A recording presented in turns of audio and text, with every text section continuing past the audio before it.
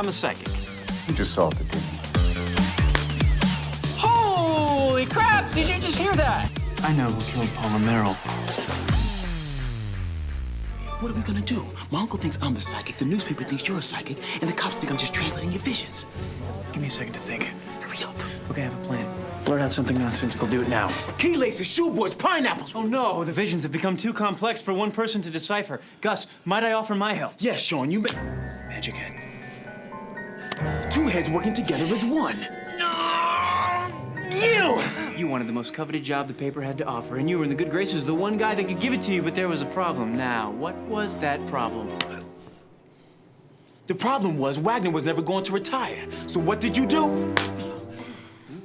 You hatched a plan to force Wagner off the job. The first thing you needed was a fall guy. Unfortunately, Lee Majors wasn't available. Apparently, he was available. He lives here in town. But he was a little out of your price range. So you flipped through Wagner's hate mail and you discovered that Chef Antonio was the perfect candidate. Ah! You know Antonio's signature dish was his wild mushroom risotto. So what did you do? You tracked down some death cap mushrooms and baked them into a risotto that resembled Antonio's, but you made two mistakes. First, you sliced your mushrooms into cubes instead of strips. And second... Wagner noticed that his risotto was cold. Why would risotto be served cold in a five-star restaurant? Oh, because Antonio didn't cook it. You snuck it in. We just had this surprise inspection a few days ago. A simple call to the county will confirm that there were no real health inspectors at Antonio's restaurant that night. You posed as one, and that gave you the cover you needed to switch out the risotto with your poisoned batch.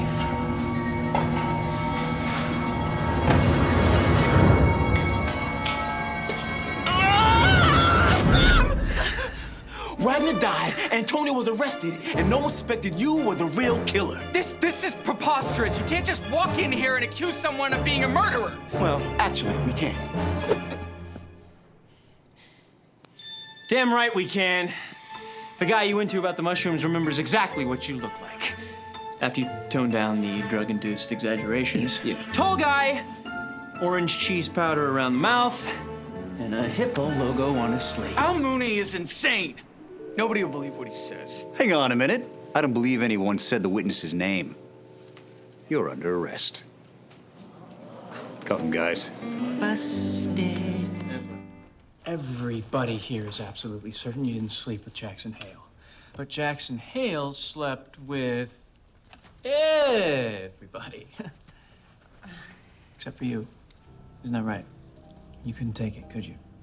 Him walking by every single day and never noticing you, not once.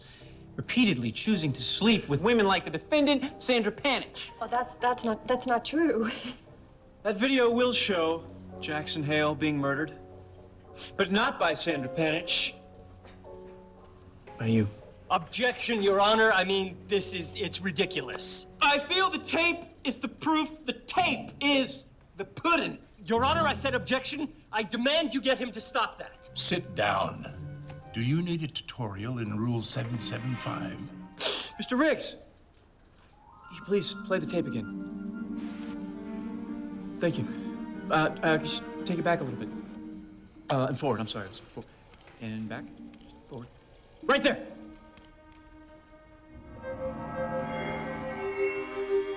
Right there. Right here!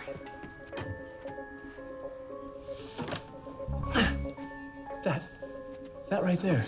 It's a cloud. Not a cloud. A shadow. A shadow of a human person. You were wearing those glasses that night, making it unmistakable that you were there. That is your shadow, Priscilla. You watched. You waited. Waited for them to drop out of frame, then bam on the head to Sandra, and into the heart with Jackson. You didn't think there was any way you could be blamed. Because clouds don't kill people. People kill people. But this was a crime of passion. But not because he loved you. But because he didn't, He walked by me in the hallway every day like I didn't exist. It was like I was invisible. and so you proved him right. By being invisible on that tape. We would have been the most amazing couple. He just refused to see it. He just broke my heart over and over and over again, so I just broke his. By stabbing it with a letter opener! Yes, yes, I killed him! Holy crap! Did you just hear that? We heard that, yes. Catherine here wasn't suffering from cirrhosis of the liver. In fact, prior to the head trauma that ended her life, she was the model of health. She applied makeup under her eyes the day that we saw her in order to appear sick. Why? Same reason a middle-aged woman sleeps with a star lacrosse player. Those are completely unrelated, Woody. And better yet, why would she want to get on the list for a new liver when hers was perfectly healthy? How did she get on it is a better question. There's an intense screening process one has to go through. There is no way someone that healthy would get that far. Woody, is she lefty or righty? Oh, well, definitely a righty. Muscles in that arm are much more developed. Wasn't Catherine in the photo? Who uses the parking garage where she was killed? An apartment complex, why? I'll tell you on the way. Your wife's also sleeping with her personal trainer. Yeah, it's okay. I approve that one.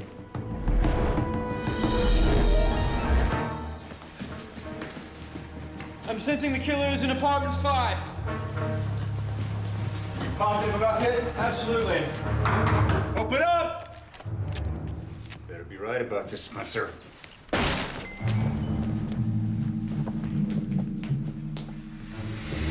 Put your hands up. Put your hands in the air. Put them up!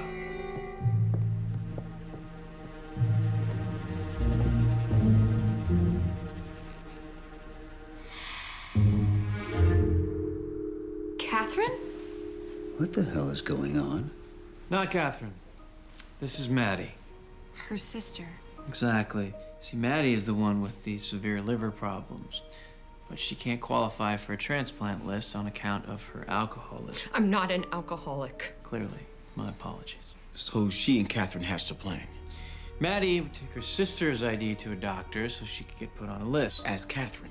Now, all she had to do was wait for her number to be called, and her life would be saved. But Maddie was getting sicker and more impatient. When Catherine left the country, she decided to start killing people on the list above her so that she could move up. They had all lived long lives. Not the most sympathetic defense. Catherine got home, found out what she was doing. She confronted you in that parking garage. You have got to go to the cops. We are not going to the cops. And if you think we are so silly, I will not let you! And in a rage, pushed her down, she banged her head. She died. Catherine? I don't know what happened. You pushed her down. I'm a psychic. I work for the SBPD, and the mystic vibrations of the sea have brought me here to solve not one, but 2 murders. You're a what? Christopher Franzen was a persistent annoyance, huh? He couldn't help it. His department was going under. He was desperate to find something significant to save his career, and he knew that your property held the key. But you wouldn't let him dig. You couldn't let him dig. So he did what any self-respecting paleontologist on the verge of a nervous breakdown would do. He dug anyway. Secretly, under the blanket of night, and into the early morning. And he dug. And he dug, and he found something.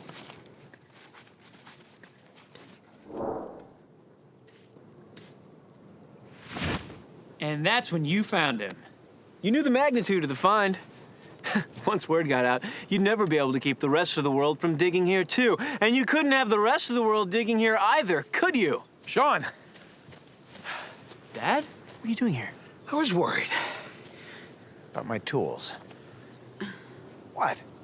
If I'd known that you're finally smart enough to bring some backup, I wouldn't have to come up here, Shawn. Shawn, will you tell him why Walker wouldn't let them dig? Roger Deacon. Deacon is buried on the property. Dad! Dad, you just blew the big reveal. You already mentioned his name, Shawn. They don't know. The Deacon was the partner Walker killed 20 years ago. Hey, now, wait a minute here. What now? Yeah, he killed Deacon and he buried him somewhere on the farm and he can't remember where.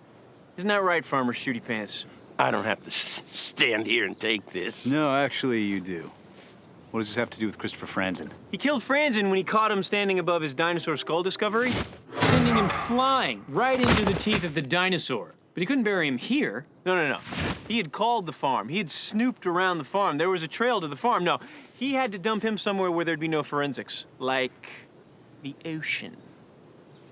Just let the salt water clean the corpse and wash it ashore. And the murder scene? Well, he hopped on his handy bulldozer and filled the hole.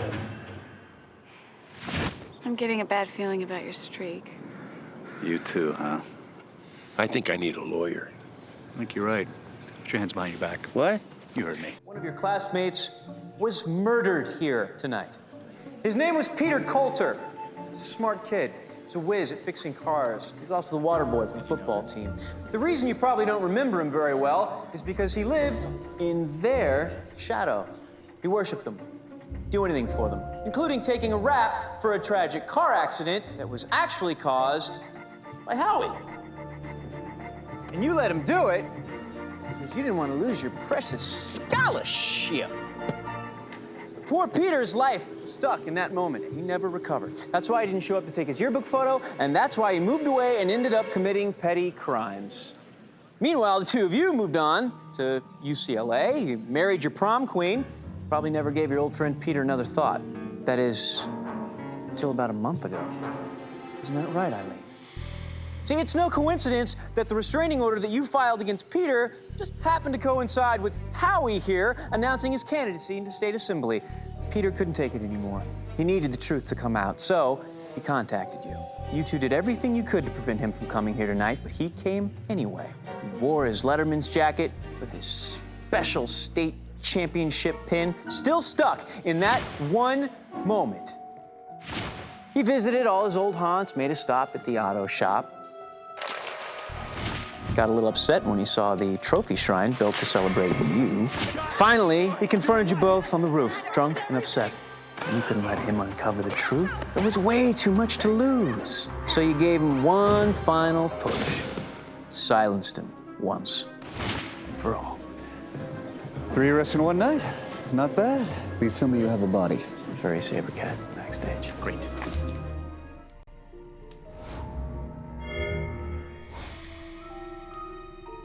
I know who killed Paula Merrill. Sheriff, you can put the gun down. This is Father Wesley. He saved us. My hair doesn't normally look like this. Bless me, Father, for I have sinned, but I'm afraid I can't put away this gun. No, I suppose you can't. You see, the other two families that settled this town were the Jacksons and the Goodens. Am I right? And as its other two leaders, you panicked when you caught wind that the evil Paula was running away with Randy. I mean, without the Cinnamon King, who would lead over future generations? A good doctor can't conceive. The Barkers didn't have a child of their own, which means Randy is the only direct descendant to protect dual spires in your way of life. Now that the sheriff is dying of cancer. I know he's hurting, but he won't talk to me. The two of you wielded all the power necessary to kill Paula and make it look like an accident. And you would have gotten away with it, too, if Maudette hadn't sent those emails. But even that was nothing a little rope couldn't take care of. Isn't that right, Sheriff? You truly are amazing. But you shouldn't have come here.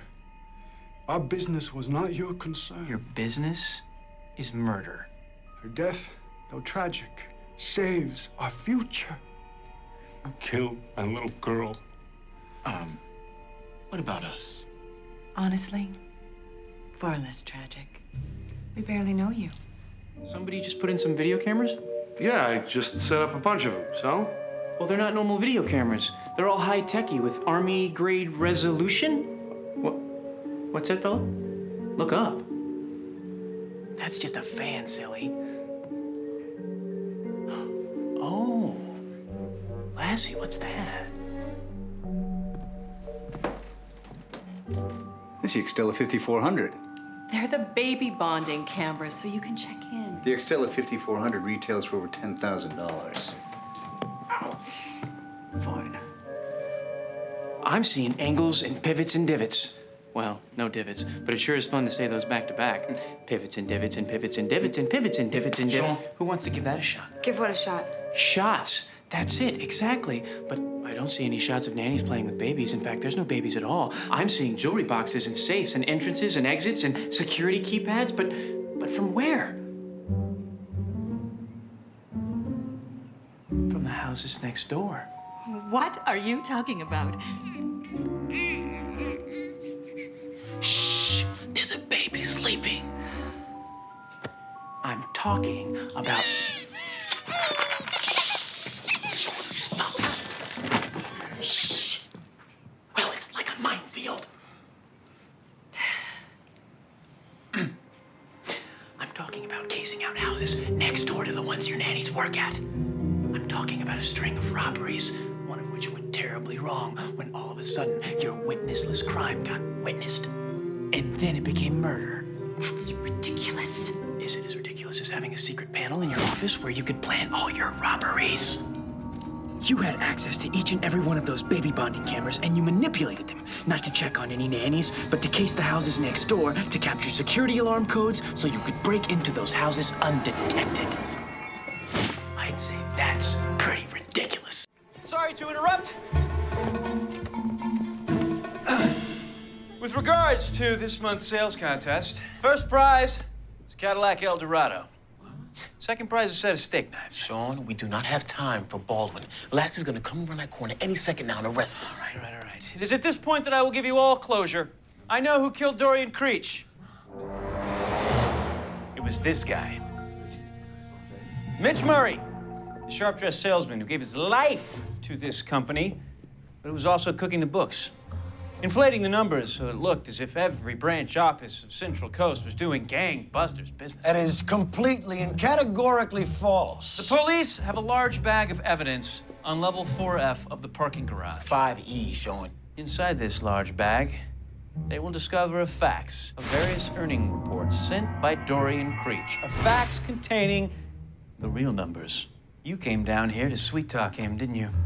You knew he was onto your little scheme, and I am sensing that you tried to buy his silence by offering him a job starting small forward for the San Antonio Spurs. With our pharmaceutical division in San Antonio. That too. But he didn't want that job. He wanted the sweet, big-wig job you have at Sacktown. Isn't that right? So, you know what? I don't want your stupid job in San Antonio. I'm gonna get your job. And because Dorian Creech is a 3-time gold medalist of D-bags, he relished the opportunity to take you down. So what did you do? Stabbed him 3 times in the back with a letter opener. Are you really gonna listen to this guy who doesn't even tuck in his shirt? Nobody even knows your name. What's my name? Suck it. That's my name. And what's your fatal flaw? You didn't realize that one of your contact lenses popped out during the attack. This is Mr. Murray, SVP from corporate. That's what put you at the crime scene, Jack. And what you definitely didn't count on was rock star badass security guard Valerie Laverne Sally. His name is Leslie, Shawn. Sally was getting too close, just hours away from restoring the footage on the damaged security hard drives. So you poisoned the man's thermos! Now, the $60,000 question, is that accurate? You're darn right it is. Nowadays, I gotta pump up numbers and make excuses for all you losers. And that greedy son of a sailor, Dorian Creech, he decides he's gonna out me and take my job. Well, that wasn't gonna happen. Not by him, not by nobody. I even promoted this boob to lead the branch. So as to avoid that ever happening again. Do not move! Spencer, Guster, I am... He just solved it, didn't he? Damn it! You two Nimrods still have a lot of explaining to do. In between the lines, there's a lot of obscurity. I'm not inclined to resign to maturity. If it's all right,